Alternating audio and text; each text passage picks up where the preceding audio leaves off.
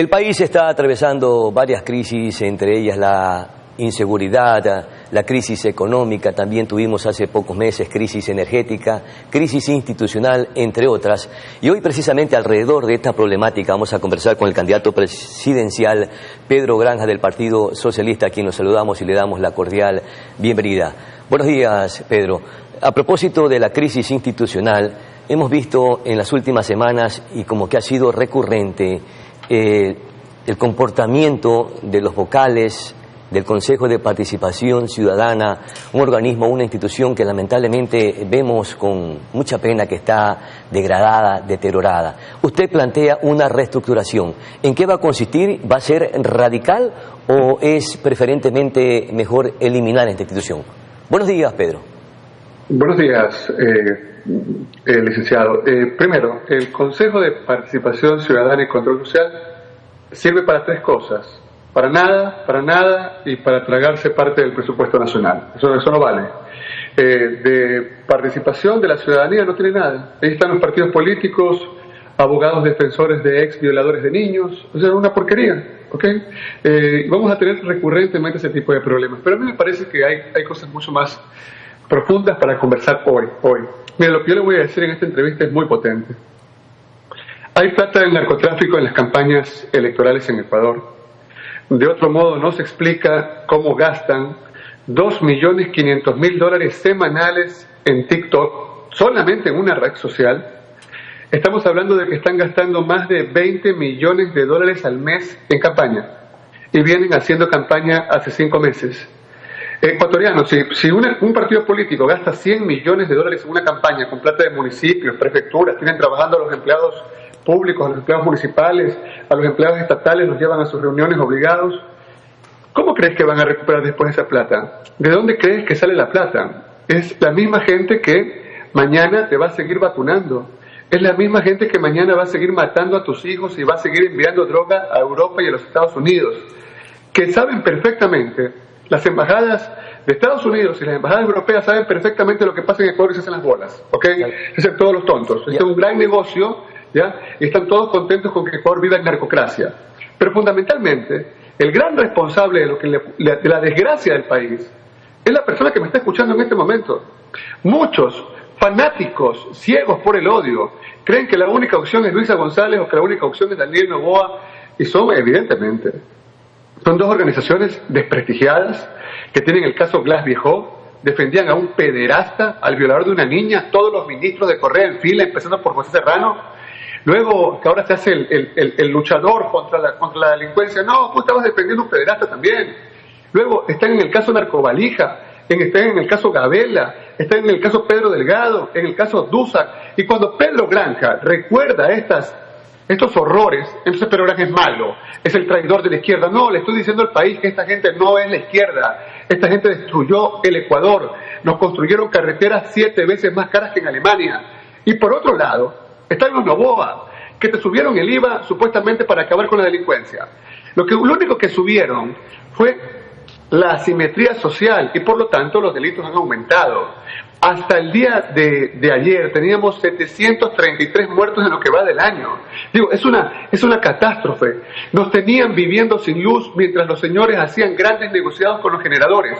Y yo he tenido tanto respeto por el país que arriesgando mi vida contra estas mafias, he presentado un catálogo de política pública que incluye Plan Nacional de Salud Mental, el primer Plan Nacional de Política Criminal, dividido en políticas de prevención, políticas de disuasión, políticas de represión propiamente tales, y el Plan Reintegra para que los presos trabajen y paguen su comida.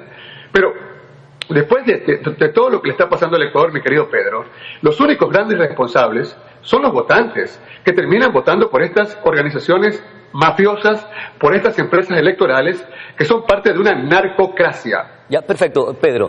Usted acaba de describir, y como voy a utilizar su mismo término, una situación catastrófica la que está viviendo el país en varios aspectos, sin dejar de lado la institucionalidad, porque usted está proponiendo reestructurar, por ejemplo, el Consejo de Participación Ciudadana, cuando muchos creen que hay que eliminarlo. Pero en todo caso, sigamos con el tema de seguridad. Pero asimismo, entonces, no, deben haber propuestas... Yo no estoy hablando de reestructurar. Yo no estoy hablando de reestructurar, no cambien mis palabras, yo estoy hablando de eliminarlo. Yo soy el único que ha propuesto eliminar el Consejo de Participación Ciudadana, totalmente, es que no sirve para nada. Perfecto, corrijo entonces, eliminamos. Entonces hay que tomar medidas radicales. Ahora, en tema de inseguridad, en tema de violencia, ¿cuáles son las propuestas radicales que deben de ser así para devolverle la tranquilidad y la paz a los ecuatorianos? ¿Qué plantea a través de todos estos procesos que hoy usted está proponiendo como oferta de campaña, Pedro? Mi querido Pedro, soy el único candidato de todos los que están en la papeleta que es experto antimafia graduado en universidades italianas y que ha luchado en territorio contra 'Ndrangheta y Sacra Corona Unita. Soy el único que se gana la vida diseñando planes de política criminal para municipios de varias partes del mundo. Es decir, yo conozco de lo que estoy hablando. Y quiero decirte algo que tú ya lo sabes, porque tú eres un periodista muy estudioso, un investigador acucioso. 200 años de reflexión criminológica sobre la pena nos han llevado a la conclusión de que la pena no vale la pena. ¿Esto quiere decir que ya tenemos que cerrar las cárceles? No, hay que castigar los delitos. Pero multiplicamos por 5 el número de presos por narcotráfico, multiplicamos por 5 el número de presos por sicariato. ¿Bajaron estas modalidades criminales en los últimos años en Ecuador? No, no han bajado. Acá lo más importante es entender que las empresas criminales, el crimen organizado, mueve bienes y servicios ilícitos de un punto del mundo a otro y lo hace solamente con afán de lucro. Eso de que quieren conquistar el mundo, de que son malos porque por naturaleza, eso está bien para Pinky Cerebro, pero eso no es crimen organizado. Entonces, tenemos que golpear fundamentalmente las estructuras que mueven el dinero ilícito y lo ingresan al entramado nacional. Es decir, con un verdadero combate al lavado de activos, y eso se lo hace con una organización que se llamará la Dirección Nacional Antimafia, que debe de preguntarle a los jueces y fiscales cómo es que con un sueldo de $4.000 al mes tienen grandes mansiones, se compran casas en la playa, viajan todos los fines de semana a Panamá, que es un paraíso fiscal. Es decir, por ahí tenemos que empezar a darle duro. Ya, Pedro, usted entonces propone, este entramado de corrupción. Ya, usted propone crear esta Dirección Nacional Antimafias. ¿Cómo la instrumentaría y quiénes la conformarían? Bueno, va a estar conformada por la 4ª Brigada de la Policía Nacional. Vamos a tener 20.000 hombres nuevos. Hay que tomar medidas drásticas, mi querido Pedro. Yo te repito, mira, yo me he pasado estudiando toda mi vida. Soy el único candidato que habla alemán, italiano. Soy el único candidato que realmente ha traído propuestas, que ha respetado al país. Si te pregunto a ti, que estás todo el día entrevistando, ¿qué propuesta importante tienes de Luisa González? No tienes ninguna. ¿Qué propuesta importante dejó Andrea González en el debate? Ninguna, más que gritar borregos, borregos, borregos y decir que los otros son parte del partido de un expresidente prófugo. Ella también es parte de un partido de un expresidente condenado por corrupción. Pero mira, acá lo importante es que la DINA va a estar conformada con un fideicomiso con la Comunidad Europea, que son los países que más reciben la droga ecuatoriana, y con un fideicomiso con los Estados Unidos. Las conversaciones están muy adelantadas, muy anticipadas, para que formemos esta unidad de élite y fundamentalmente recuperemos los puertos. Vamos a quitarle la competencia de la administración de los puertos y aeropuertos a todos los municipios de Guayaquil, Esmeraldas, Manta, Machala, porque han demostrado que ellos no pueden controlar eso. Allí tiene que haber una agencia de interfuerzas, con belgas, con españoles, con italianos, con norteamericanos. Allí tenemos que entrar con muchísima fuerza para no permitir que siga saliendo cocaína desde los barcos bananeros. Eso es lo principal.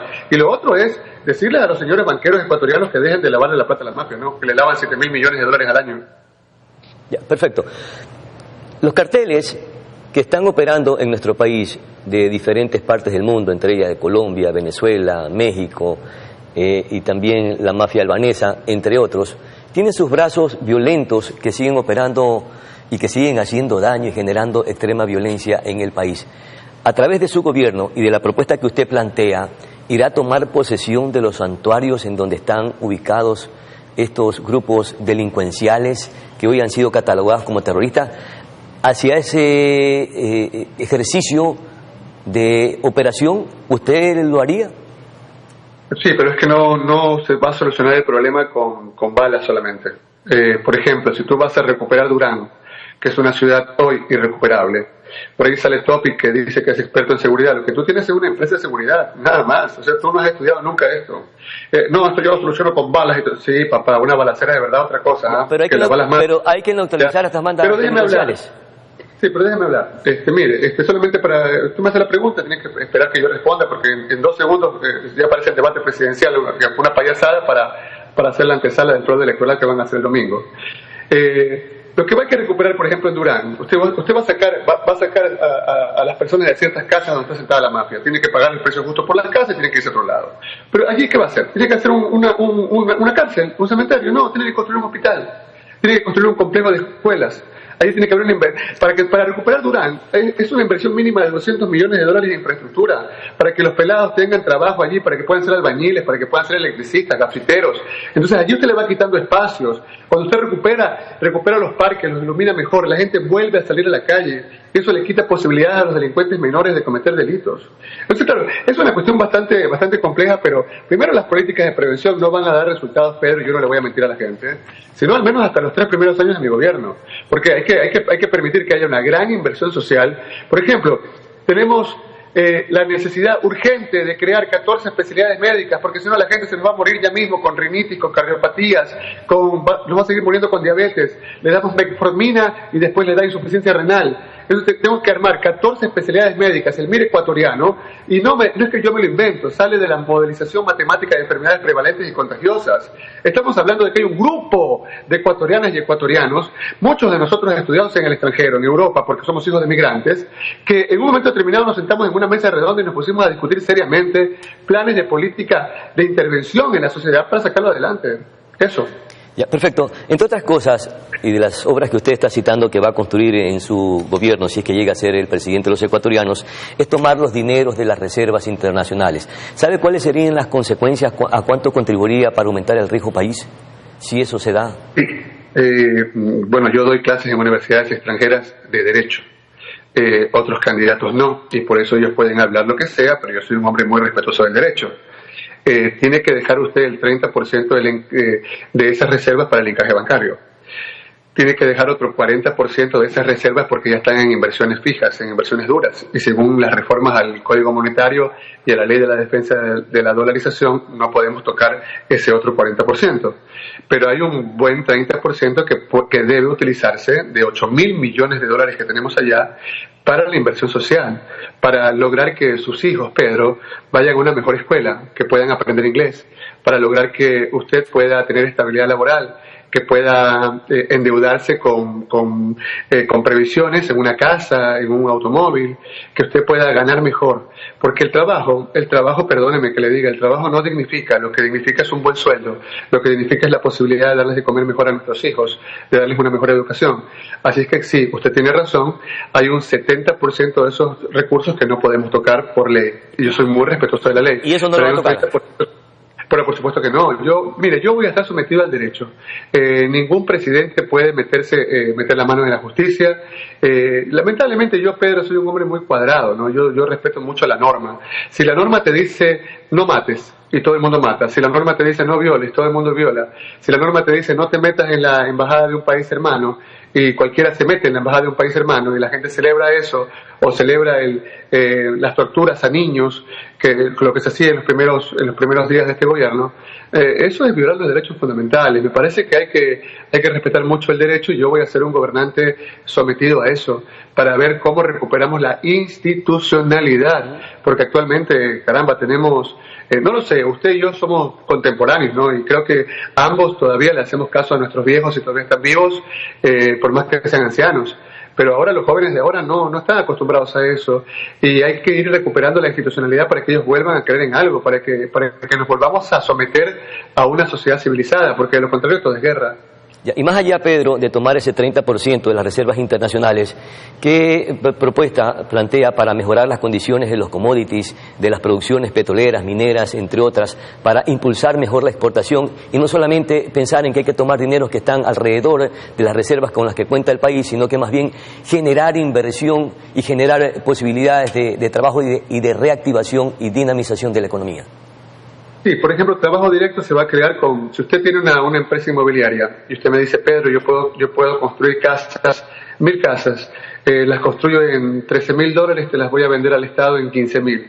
pero yo asumo todas las consecuencias de la inversión. Yo te digo, perfecto, gana ese dinero y se te va a pagar de modo puntual, porque tú estarías generando, yo propongo entregar 10.000 casas de bajo costo semestrales, porque la gente no puede seguir viviendo como en San Raimundo II, en Santa Elena, en condiciones realmente deplorables.